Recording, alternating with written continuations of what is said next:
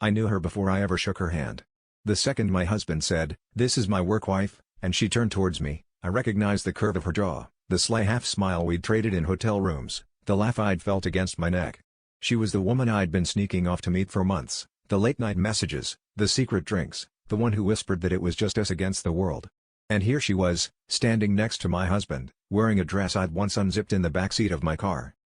My heart hammered as the three of us stood together, pretending not to know each other beyond the shallow office pleasantries. My husband bragged about their teamwork, her relentless support, the inside jokes I now realized weren't only his. She met my eyes, unblinking, daring me to break. I thought about every lie I'd told, every excuse for coming home late, and for a wild second, I wondered if she'd known all along.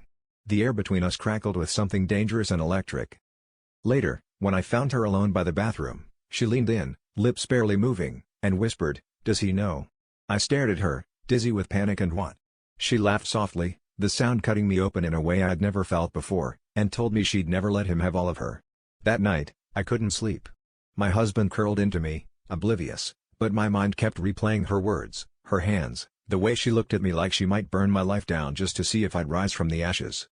In the end, I had to choose, the safety of my marriage or the chaos of her. Every promise I'd made, every secret I'd kept, crashed together in my chest.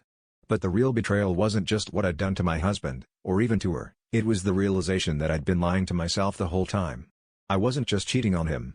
I was cheating on the version of me that thought she could keep everything separate, that thought she could control what she wanted.